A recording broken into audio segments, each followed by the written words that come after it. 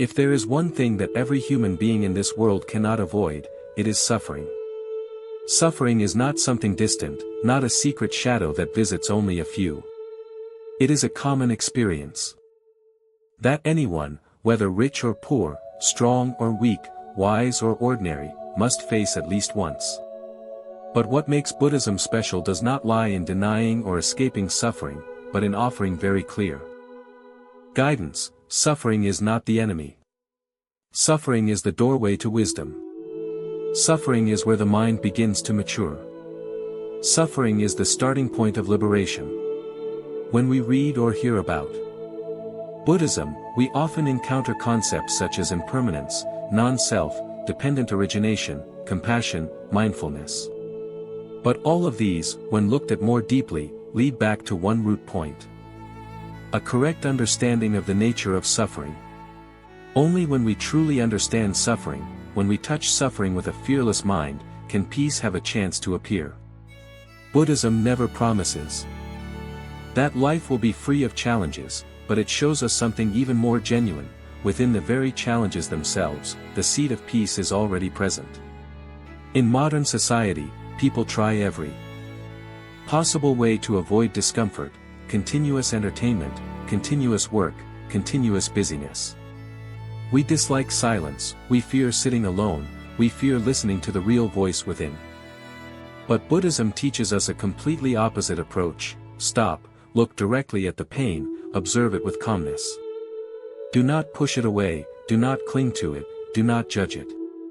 Because only when we look deeply do we see the truth that suffering is not a fixed essence. It is simply a state that arises and then passes away, like waves that come and go on the surface of the ocean mind.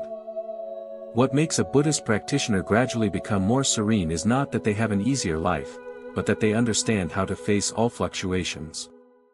They no longer need to fight what happens. They know that every emotion, whether fear, anxiety, or disappointment, can be embraced with mindfulness. When the mind knows how to return to the breath, to the feelings of the whole body, to the reality that is present, it naturally becomes as steady as a mountain. Even if storms arrive, the roots are not shaken.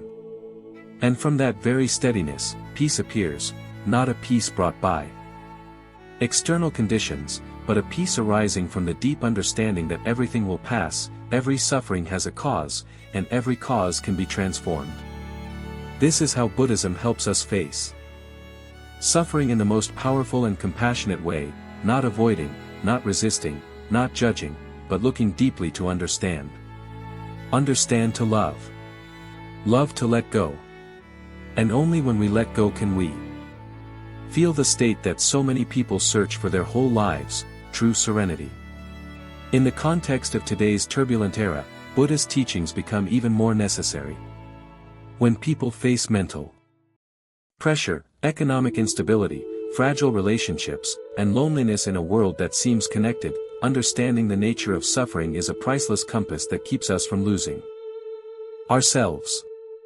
Because suffering becomes frightening only when we do not understand it, but when we know how to look deeply, suffering becomes the silent teacher guiding our inner growth. And most importantly, as the spirit of Buddhism always reminds us, we do not need to become monks or spend our whole lives in temples to learn how to face suffering. We can practice right in everyday life, when connecting with the breath, when observing emotions, when noticing our own tendency to run away, when daring to pause to understand. Each of those moments is a seed of peace.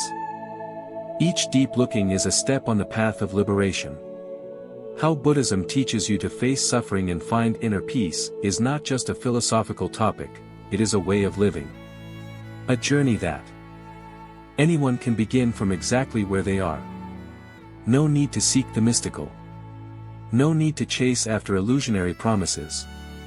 All that is needed is a mind ready to learn, patience to observe, and the courage to look directly at the truth. When that happens, you will see that suffering is no longer a burden, but the gateway that opens to the freedom of the mind. When talking about facing suffering, many people might imagine it as a tiring journey where we have to brace ourselves, endure, and fight. But Buddhism views suffering in a completely different way: not to resist, but to make contact. Not to endure, but to understand clearly. Not to suppress, but to open.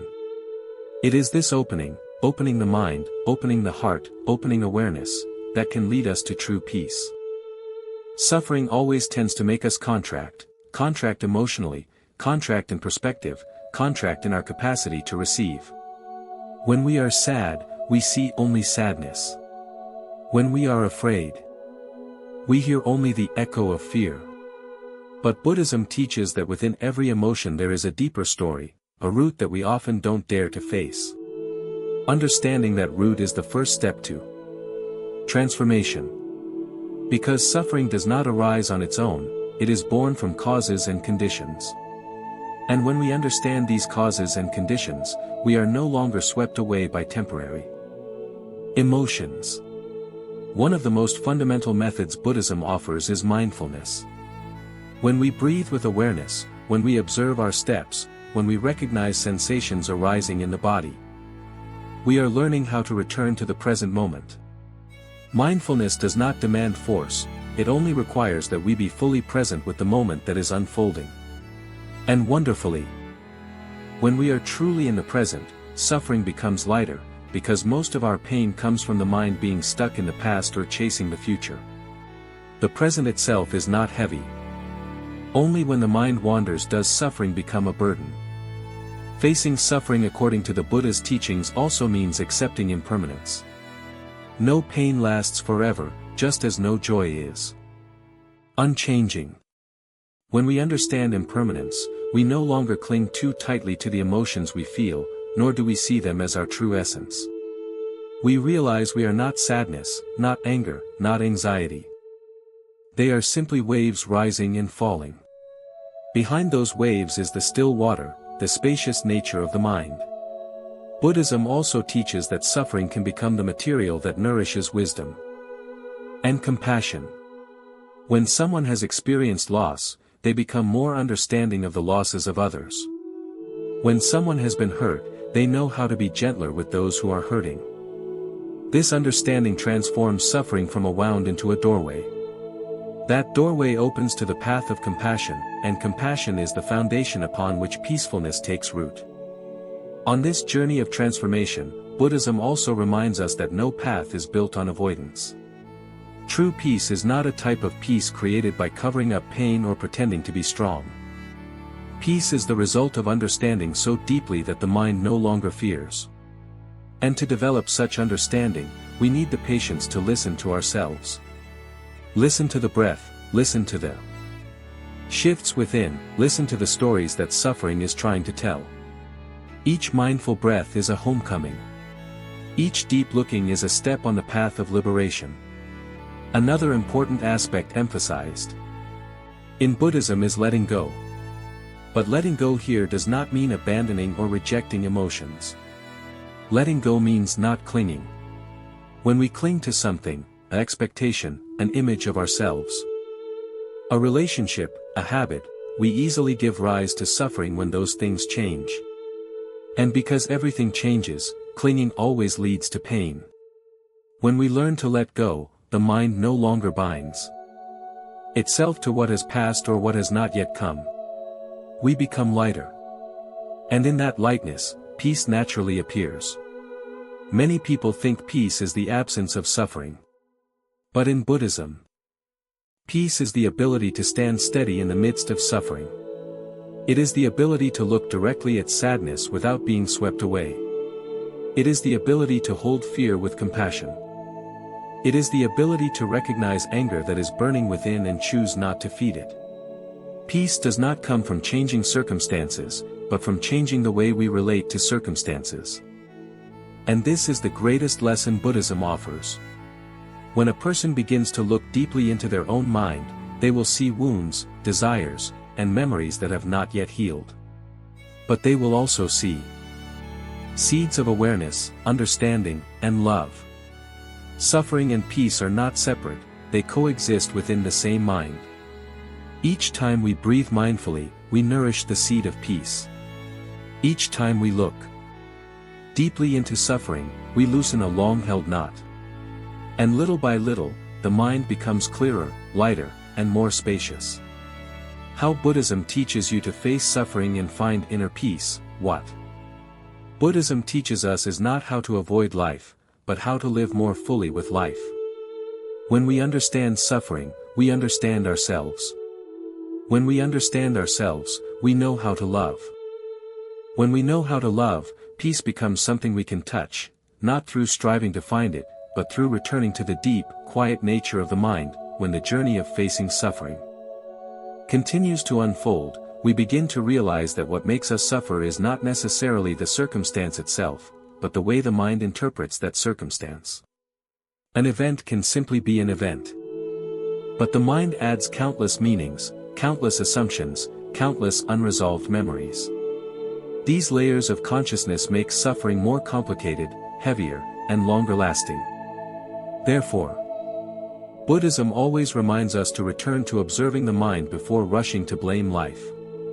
When we see the mind fantasizing, we know we need to stop. When we see the mind judging, we know we need to breathe. When we see the mind holding on, we know we need to let go. These small steps are the foundation for building long-lasting peace. One of the things that makes Buddhist teaching so practical is their ability to help humans realize that the mind can be trained. The mind is not fixed. The mind is not an unchanging essence. The mind is like water, if left alone, it flows according to habit, but if guided and directed, it can become clear and still. Facing suffering is the same. If we do not train the mind, we are easily swept away by emotions, but when the mind is trained, we can stand firm amidst all fluctuations.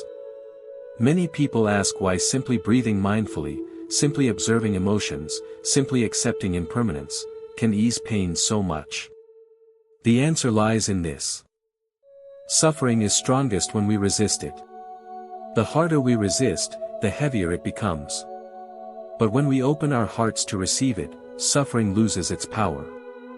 It is no longer an enemy, but becomes an object to observe, to understand, to transform. This may sound simple, but it is an incredibly profound spiritual turning point that Buddhism has offered to humanity. Presence in each moment is also a key to facing suffering gently. When we drink a sip of water with awareness, when we walk with deep breathing, when we sit in silence without trying to push away the sounds within, we are retraining our own minds. A mind accustomed to rushing often cannot tolerate stillness, but when it learns to stop, stillness becomes the greatest refuge. In that quiet, we hear things that the inner noise has long concealed, deep desires, forgotten fears, things we tried to forget but that silently influence our lives. Understanding ourselves deeply is the essential step on the path to peace. And to understand ourselves, we must have the courage to look into the dark corners of the mind, without avoiding, without denying, without hiding. Buddhism does not say that everyone must be perfect. On the contrary, the teachings always remind us that it is our imperfection that makes us real, makes us alive, makes us capable of transformation. When we are honest enough to see ourselves clearly, suffering is no longer a threat, but becomes a place where we learn humility and resilience. There are pains that do not disappear immediately, even when we have understood, observed, and accepted them. But Buddhism does not require us to heal quickly. On the contrary, the teachings remind us that some wounds need time to recover. The only thing we must do is not let the mind fall into despair. Breath, mindfulness, and understanding will gradually soften what has hardened in the heart. We do not force, do not pull, do not push. We simply nourish. Just as a seed needs sunlight and water, the mind needs gentleness to heal itself. In this process, we begin to recognize the connection between suffering and compassion. The more one understands their own suffering, the easier it is for them to open their heart to others. No one is truly a stranger. Everyone carries their own stories, their own wounds, their own desires. And when we see that, we judge less, react less harshly, and become less rigid. Compassion is not something lofty, it is simply the ability to look at others with a heart of understanding. When compassion appears, the mind naturally becomes more spacious. And in that spaciousness, peace has a foundation on which to bloom. Many people come to Buddhism because they want to escape suffering, but they stay because they realize that Buddhism does not teach us to run away, but to grow from suffering itself.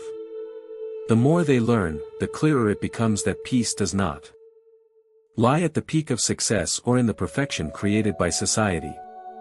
Peace lies in the daily breath, in accepting what is present, in trusting that although life is full of changes, one thing does not change: the ability to return to ourselves. How Buddhism teaches you to face suffering and find inner peace is not just a philosophical question but an invitation. An invitation to step down from imposed expectations, an invitation to slow down to see more clearly, an invitation to nurture a mind that does not waver in the storms of life.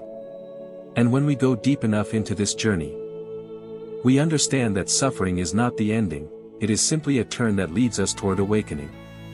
Suffering makes us explore our true nature, and that understanding opens the door to the peace we have searched for outside for so many years.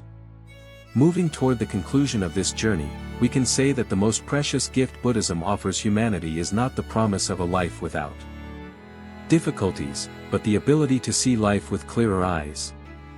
We still live in a world full of change, but the mind no longer sways as before. We still experience ups and downs, but we see that in every rise and fall there is a piece of wisdom. And when we recognize this, we come very close to the doorway of true peace, the kind of peace that does not depend on circumstances, is not conditioned by anything, and does not need to be sought, because it has already been within the stillness of our own mind for a very long time. As the journey moves through each layer of suffering and each level of awareness, we begin to realize that the peace we have long been searching for does not lie at the end of the path, nor in some miraculous state that only the enlightened can reach. Peace, in the Buddha's teachings, is the natural result when the mind understands itself, understands life, and understands the nature of the things that once made us tremble. The path to serenity is not a race, it is a return, little by little, breath by breath, to the openness we have always carried within.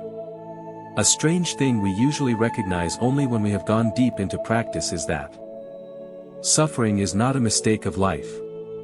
It is a part of life.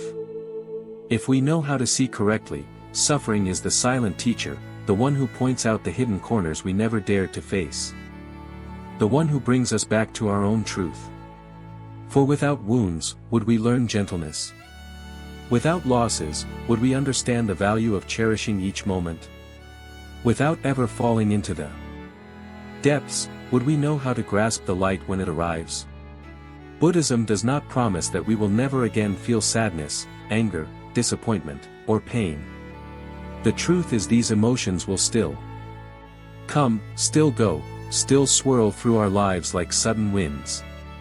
But the difference lies here: when we understand the teachings, we are no longer swept away. We observe emotions like clouds drifting across the sky of the mind, sometimes heavy and dark, sometimes clear and bright, but no cloud lasts forever. Clouds come and clouds go.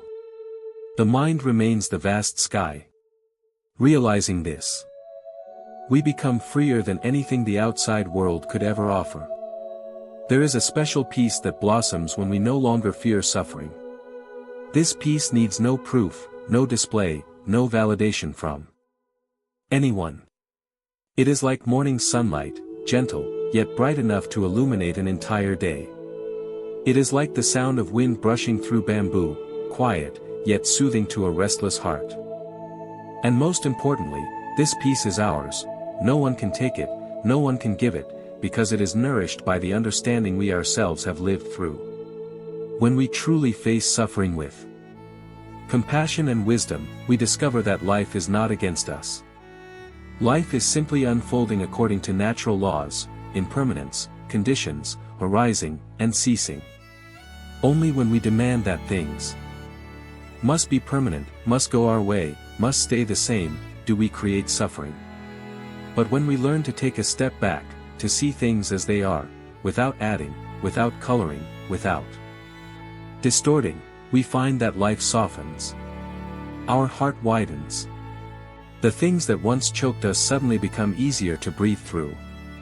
And then, in that stillness, we recognize something deeper. It is not suffering that disappears, but that we have learned to embrace it. When we stop running, suffering stops chasing. When we stop resisting, suffering loses its power. When we stop clinging, suffering no longer binds us. The inner freedom that Buddhism speaks of is precisely the ability to live in the world with a heart that is not imprisoned by any circumstance. This path is not easy. But it is real. It does not hide, does not decorate, does not promise things that are untrue. It simply guides us back to what is happening in our own mind. And that honesty is what creates the profound beauty of the Buddha's teachings, beauty that is not flashy but enduring, not mystical but wondrous. Then, when we look back on our journey, we recognize that everything that once hurt us, broke us, or made us think we could not stand again, has become the foundation for our growth, for understanding ourselves, for widening our heart, for stepping closer to the peace we have always sought. And now, as you have walked with me to the very end of this writing, I would like to invite you to pause for a moment. Take a deep breath. Feel the gentle beating in your chest. Feel life happening right now, not waiting for the future, not needing anything to change.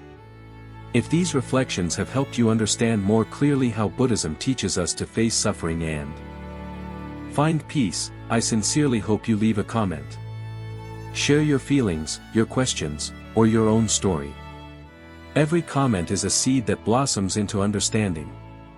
And if you wish to walk this path of exploring the Dharma, meditation, and inner peace for a long time, please subscribe to the channel. Not for numbers or appearances, but so that we can continue to meet, continue to walk together on this journey of returning to the stillness and wisdom we all seek. Thank you for being fully present in every line of this writing. I wish you peace, ease, and always enough understanding to walk through all suffering with a radiant heart.